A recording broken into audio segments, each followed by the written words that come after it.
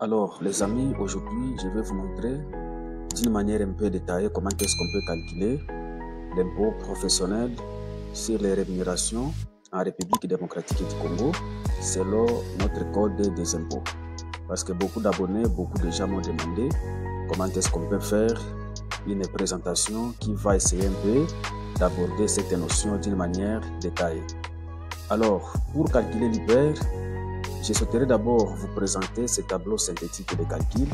Et dans ce tableau, je vais vous montrer comment est-ce qu'on peut trouver l'IPER net à payer, en fonction évidemment du barème ou du taux progressif en République démocratique du Congo.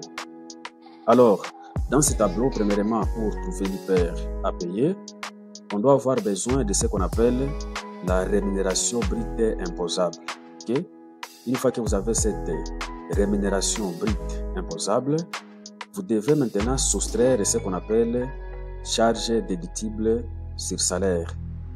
Après cela, vous aurez ce qu'on appelle rémunération nette imposable.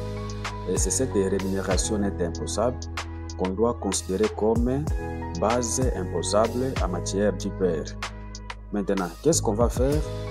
Une fois que vous avez déjà situé votre rémunération nette imposable dans l'une des tranches du barème, il faut maintenant prendre cette rémunération nette imposable, vous la considérez comme la limite supérieure de la tranche du revenu, moins la limite inférieure, vous multipliez au taux de la tranche, plus évidemment les IPER par tranche, et vous aurez ce qu'on appelle l'IPER brut.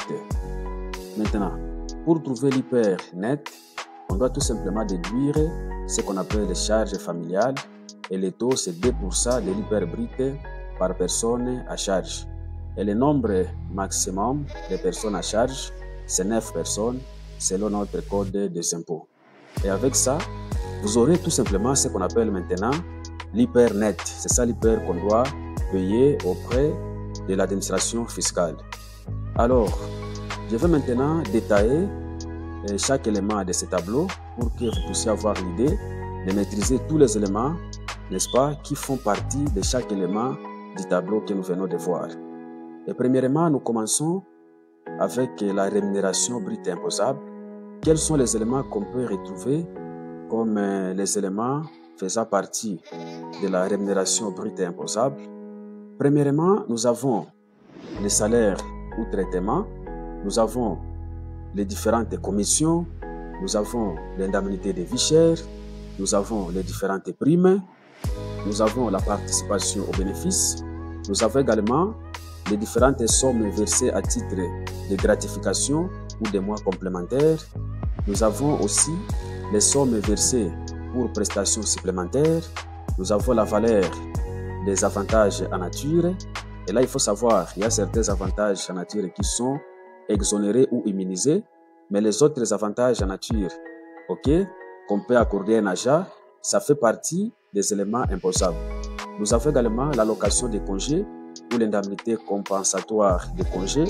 Nous avons les sommes payées par l'employeur pendant l'incapacité de travail et pendant la période précédant et suivant l'accouchement. Tous ces éléments, ce sont les éléments qui constituent évidemment ce que nous appelons la rémunération brute imposable en matière d'IPER. Et pour trouver ces éléments, on a tout simplement consulté le Code du travail à son article 7.h. On a également consulté, n'est-ce pas, le Code des impôts ou bien la loi portant les impôts cédulaires à son article 47. Donc, si vous lisez dans le Code du travail, vous lisez l'article 7, n'est-ce pas, .h. Vous pouvez également lire l'article 47 de l'ordonnance loi numéro 69/009 du 10 février 1969, n'est-ce pas, applicable aux impôts cédulaires sur les revenus en République démocratique du Congo. Vous aurez tous ces éléments qui font partie, n'est-ce pas, de la rémunération brute imposable. Alors, on a parlé des éléments qui sont imposables en matière d'IPER, mais également, on peut vous montrer certains éléments de la rémunération qui sont fiscalement immunisés ou exonérés en matière d'hyper. Et là, vous pouvez tout simplement consulter l'article 48 de l'ordonnance loi précitée. Et premièrement, ici, nous avons tout ce qui est comme indemnité ou allocation familiale réellement accordée aux employés et salariés dans la mesure où elle ne dépasse pas les taux légaux. OK? En deuxième position, nous avons les pensions, les rentes et indemnités accordées en vertu des lois qui régissent les pensions de vieillesse. Nous avons l'octroi des secours en cas d'invalidité prématurée ou de décès. Nous avons les pensions aux invalides, aux veuves, aux orphelins et ascendants des combattants. Nous avons aussi tout ce qui est comme pension, OK, aux victimes d'accidents du travail ou de maladies professionnelles et extropiés congénitaux. Mais aussi nous avons les pensions alimentaires. Tous ces éléments aussi, ça n'entre pas, OK, dans la base imposable du calcul du père. Et en troisième position, nous avons les indemnités et avantages en nature concernant les logements, les transports et les frais médicaux, pour autant que, n'est-ce pas, pour l'indemnité de logement, ça ne dépasse pas 30% du traitement brut ou de la rémunération brute imposable. Et pour l'indemnité journalière des transports, ça doit être fixé, n'est-ce pas, au coût du billet pratiqué localement avec un maximum de 6 courses de taxis pour les cadres et 6 courses de bus pour les autres membres du personnel. Mais dans tous les cas, la réalité et la nécessité du transport alloué à l'employé doivent être démontrées. Alors, nous avons également les frais médicaux. Les frais médicaux sont également immunisés dans la mesure où ça ne revêt pas un caractère exagéré. Donc, on doit évaluer les frais médicaux à leur juste valeur. Il ne faut pas que ça soit exagéré. Donc, pour ces éléments qui sont immunisés, OK, on ne touche pas, on ne les incorpore pas en matière, n'est-ce pas, d'hyper. Mais si ça dépasse les taux, ça dépasse les seuils fixés par la loi, OK, on peut incorporer les excédents ou les exagérations. Ça peut être imposable. Maintenant, on a parlé des charges déductibles sur salaire. Et là, vous pouvez tout simplement lire l'article 50, 51 et 52 de l'ordonnance loi précitée. OK, vous aurez l'ensemble d'éléments qui font partie des charges déductibles sur salaire. Alors, premièrement, nous avons tout ce qui est comme versement réellement effectué à titre définitif, soit à des caisses de pension officielles, soit obligatoirement sous le patronage de l'employeur en vertu du statut ou du contrat d'engagement en vue de la constitution au profit du redevable d'une rente soit viagère, soit d'une pension, soit d'une assurance maladie ou d'une assurance chômage. Donc, l'ensemble de tous ces éléments, ça constitue ce que nous appelons charges déductibles sur salaire. Donc, il s'agit tout simplement l'ensemble des cotisations sociales que les travailleurs peuvent réaliser pour leur sécurité sociale. Tous ces éléments, ça fait partie des charges déductibles sur salaire. Mais on peut avoir aussi les frais médicaux supportés par les redevables, tant pour lui-même que pour sa femme et ses enfants célibataires à charge. Mais il faut que les redevables soient une personne physique qui réside effectivement en République démocratique du Congo au sens de l'article 62 de l'ordonnance loi précitée. OK? Mais ce qu'il faut savoir, les frais médicaux comprennent les frais médicaux proprement dit, les frais chirurgicaux et pharmaceutiques, ainsi que les dépenses pour soins dentaires à l'exclusion des prothèses. OK? Mais nous devons également retenir, ces frais ne sont admis en déduction que pour autant qu'ils n'aient été effectivement payés. OK? Et la déduction est limitée au montant dont il est justifié par document probant, c'est-à-dire récit, extrait du carnet à souche et facture intimement acquittée pour ce qui est des autres frais. Alors, il y a un élément très important que nous devons retenir concernant les frais médicaux. En pratique, les frais médicaux sont pris en charge par l'entreprise ou par l'employeur et rares sont les cas où le salarié sera appelé à payer lui-même les opérations chirurgicales ou autres frais médicaux et sera donc fondé à demander la déduction au niveau du salaire imposable à l'impôt professionnel sur les rémunérations. Cela veut dire quoi, chers amis? D'une manière pratique, les frais médicaux, on ne les déduit pas sur la rémunération imposable ou sur les salaires imposables, du fait que, selon la législation du travail en RDC, selon les codes du travail, n'est-ce pas, les frais médicaux doivent être supportés par l'entreprise ou par l'employeur.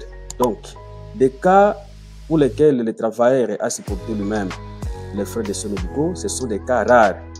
Ce sont des cas qui n'existent presque pas. Voilà pourquoi ce qu'on considère beaucoup plus en termes de charges déductibles sur salaire, il s'agit tout simplement des différentes cotisations sociales que les travailleurs réalisent pour leur sécurité sociale. Et ici en RDC, on tient compte tout simplement de tout ce qui est comme cotisation à la CNSS. Alors, concernant ce qu'on appelle les charges familiales, vous pouvez consulter l'article 89 de l'ordonnance loi précitée. OK? Et là, qu'est-ce qu'on nous dit?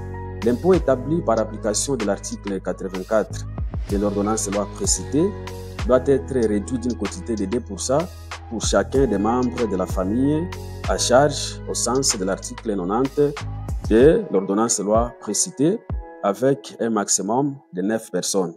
Donc, vous comprenez, si vous lisez l'article 89, c'est là où on a donné la brèche de déduire 2% par personne à charge du travailleur. OK? Et pour connaître c'est qui une personne à charge du travailleur, vous pouvez tout simplement lire l'article 90 de la même ordonnance loi précitée. Alors, il faut également retenir que cette déduction ne concerne pas l'hyper sur les rémunérations versées au personnel domestique et aux salariés des micro-entreprises. Avec ça, je peux également vous montrer les taux de l'hyper en RDC parce que nous avons des différents taux. Nous avons des taux progressifs ou des taux barémiques. Nous avons des taux proportionnels, mais également on peut avoir des taux forfaitaires. Alors, ce que je vous présente ici, c'est le barème annuel. On nous dit la première tranche annuellement doit varier de 0 à 1 944 000 francs congolais. Le taux là, c'est 3%. De 1 944 001 à 21 600 000 francs congolais. Le taux, c'est 15%. De 21 600 000 francs congolais à 43 200 francs congolais, le taux, c'est 30%. Et pour les surplus, le taux, c'est 40%. Alors, le deuxième tableau ici, c'est le barème mensuel. Et pour les trouver, il fallait tout simplement diviser les barèmes annuels par 12 et vous aurez ces barèmes mensuels. Et c'est ces barèmes qu'on utilise beaucoup plus pour calculer les hyper mensuels. Alors, la première tranche varie de 0 à 162 000 francs congolais, le taux c'est toujours 3%. De 162 001 à 1 800 000 francs congolais, le taux c'est 15%. De 1 800 001 à 3 600 000 francs congolais, le taux c'est 30%. Et pour les surplus, le taux c'est 40%. Maintenant, je vais vous montrer la technique pour trouver les hyper barèmes. OK, dans ce tableau, nous avons la première colonne, ça nous représente tout simplement les différentes tranches des revenus mensuels. Ici, nous avons les taux. Ici, nous avons la colonne liée au calcul de l'hyper par tranche. Ici, nous avons l'hyper par tranche. Et vers la fin, nous avons l'hyper barème. Qu'est-ce qu'on fait?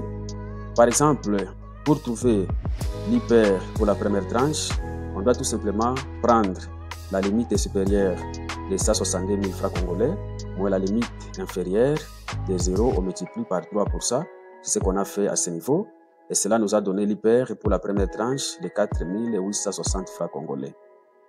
Pour trouver l'hyper pour la deuxième tranche, on prend la limite ou la borne supérieure, n'est-ce pas? C'est 1 800 000 francs congolais, moins la borne inférieure, c'est 162 000 francs congolais. On multiplie autour de 15%. Et ceci nous a donné 245 700 francs congolais. On fait la même chose pour la troisième tranche. On prend la borne supérieure, mais la borne inférieure, on multiplie autour de 30%. Et là, nous avons 540 000 francs congolais. Et pour la quatrième tranche, la borne supérieure, c'est un montant infini, qu'on ne connaît pas jusque-là, moins la borne inférieure, c'est 3 600 000 francs congolais. On multiplie autour de 40% et ça nous a donné un montant infini à ce niveau. Alors, pour trouver l'hyper barème, par exemple pour la première tranche, on doit tout simplement prendre la rémunération nette imposable qu'on a trouvée, moins la limite inférieure de la tranche, c'est 0, on multiplie autour de 3%, et là, nous avons l'hyper pour les revenus situés dans la première tranche. Si votre revenu ou rémunération nette imposable est située dans la deuxième tranche, il faut prendre cette rémunération nette imposable moins la limite inférieure de la tranche, moins 162 000 francs congolais, vous multipliez autour de 15%, plus l'hyper de la première tranche, plus 4 860 francs congolais, et vous aurez l'hyper pour les revenus situés dans la deuxième tranche. Pour une rémunération nette imposable située dans la troisième tranche, on doit considérer cette rémunération nette imposable comme la borne ou la limite supérieure de la troisième tranche, moins la limite inférieure de la troisième tranche, multiplié au taux de 30%, plus l'hyper de la première ainsi que de la deuxième tranche. Et là, vous aurez l'hyper à payer pour ces revenus situés dans la troisième tranche. Si votre rémunération nette imposable est située dans la quatrième tranche, vous la considérez comme la limite supérieure moins la limite inférieure de 3 600 000 francs congolais. Vous multipliez au taux de 40%, plus l'hyper de la première, de la deuxième et de la troisième tranche, et vous aurez l'hyper à payer, n'est-ce pas, pour ces revenus situés dans la quatrième tranche. Alors, il y a quelques remarques qu'on nous présente ici. Ce que nous devons savoir, en aucun cas, l'hyper calculé avec les barèmes ne doit pas excéder 30% de la rémunération nette imposable. Voilà pourquoi à chaque fois on compare l'hyper calculé avec les barèmes, on doit vérifier si ce n'est pas supérieur, n'est-ce pas, à 30% de la rémunération nette imposable. Deuxièmement, ce qu'il faut également retenir, en aucun cas, l'hyper calculé avec les barèmes ne doit pas être inférieur à 2000 francs congolais. Ok? Concernant les taux proportionnels, premièrement, à ce qui concerne les primes permanentes et non permanentes, ou soit les différentes collations et autres avantages des agents et fonctionnaires de l'État, l'hyper se calcule en fonction d'un taux proportionnel de 3%. Ok? Concernant les taux de 20% ici, ça concerne beaucoup plus les cas où on a constaté après cessation des activités professionnelles en cas de découverte, par exemple, d'une prestation de service, le taux c'est 20%. C'est-à-dire, après cessation des activités professionnelles, en cas de découverte d'une prestation de service quelconque, on applique le taux de 20% pour calculer l'hyper. Concernant tout ce qui est comme indemnité dite de fin de carrière, tout ce qui est comme des comptes finales, le taux c'est 10%. Et pour la rémunération d'un travailleur occasionnel, pour les journaliers consorts, le taux c'est 15%. Concernant les taux forfaitaires, nous avons les taux forfaitaires de $6 par trimestre pour la rémunération du personnel domestique et $9 par trimestre pour la rémunération du personnel des micro-entreprises. Alors, avec ça, on va donner un cas pratique rapidement pour nous séparer. On nous présente la situation salariale de l'agent Marcel Amsine pour les mois de mai 2024. On nous présente sa fonction, c'est un gérant de l'entreprise. Il a presté pendant 26 jours. Le salaire de base pour lui, c'est 2 millions de francs congolais. Les différentes primes qu'il a bénéficiées pour le mois de mai, c'est 1 million de francs congolais. L'indemnité de logement s'élève à 200 000 francs congolais. L'indemnité de transport s'élève à 100 000 francs congolais. Le nombre de personnes à charge de ces messieurs, c'est 3. Et là, nous avons sa femme plus ses 2 enfants. En termes de cotisation, à la CNSS, quote-part ouvrière, c'est 5% de la rémunération brute imposable. Et on nous demande de calculer l'hyper que M. Marcel doit payer ainsi que son salaire net à recevoir. On commence directement la résolution. Premièrement, nous allons calculer la rémunération brute imposable de cet agent. Et là, on va prendre tout simplement les salaires de base de 2 millions de francs congolais plus les différentes primes d'1 million de francs congolais. Et là, nous avons une rémunération brute imposable de 3 millions de francs congolais. On va calculer en deuxième lieu tout ce qui est comme charge déductible sur salaire.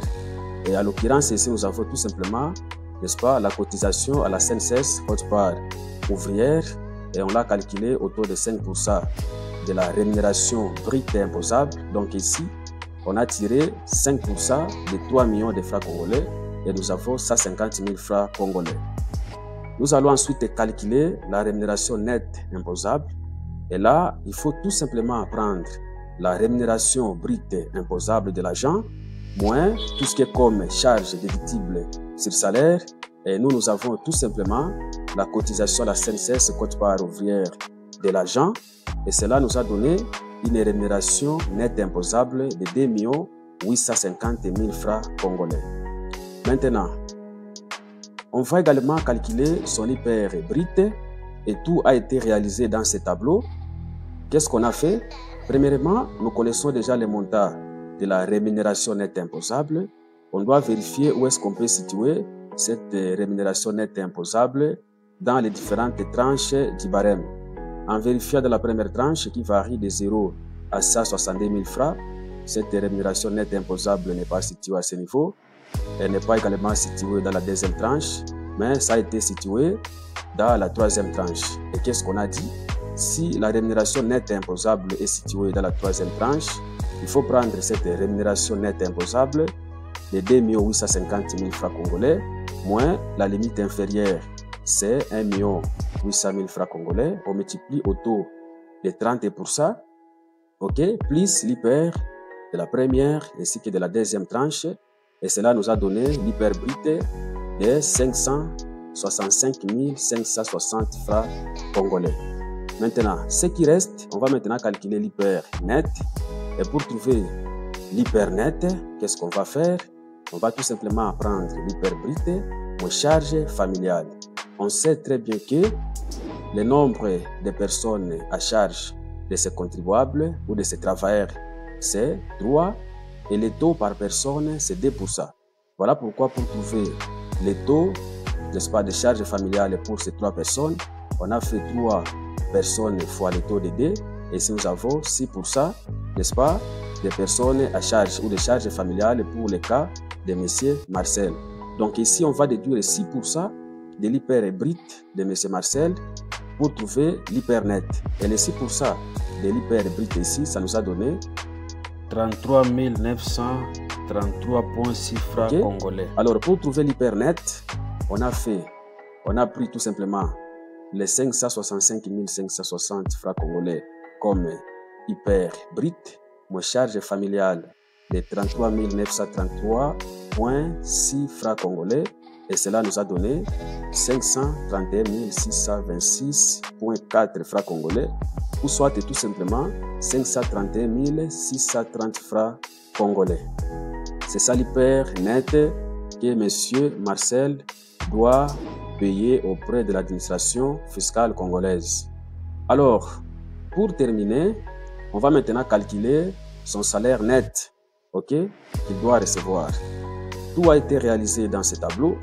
Cela veut dire pour trouver son salaire net pour le mois de mai, on a tout simplement pris la rémunération nette imposable de ces messieurs, ok, moins l'hyper net, plus les indemnités ou avantages immunisés, et cela nous a donné, n'est-ce pas, son salaire net à recevoir, ok. Alors, l'hyper net, on sait déjà, c'était ce montant de 531 630 francs congolais. Pour les indemnités ou avantages immunisés qu'il a reçus, on avait les logements, indemnité de logement de 200 000 francs congolais et indemnité de transport de 100 000 francs congolais. Alors, on a vérifié pour lui, on a constaté que, premièrement, pour l'indemnité de logement, ça n'a pas dépassé 30% de la rémunération brute imposable, voire même les 100 000 francs congolais qu'il a reçus, ça n'a pas dépassé, n'est-ce pas, les seuils en termes d'indemnité de transport qu'il devait bénéficier. Voilà pourquoi on a ajouté les 200 000 ainsi que les 100 000, ok, pour trouver sa rémunération ou son salaire net à recevoir. Voilà, c'est un peu ça. Je pense que si vous avez d'autres préoccupations, vous pouvez tout simplement nous contacter inbox et on saura comment vous apporter d'autres explications supplémentaires. Sinon, abonnez-vous massivement à la chaîne et cela va vous permettre de ne pas rater d'autres présentations que nous allons réaliser. Merci et à très bientôt.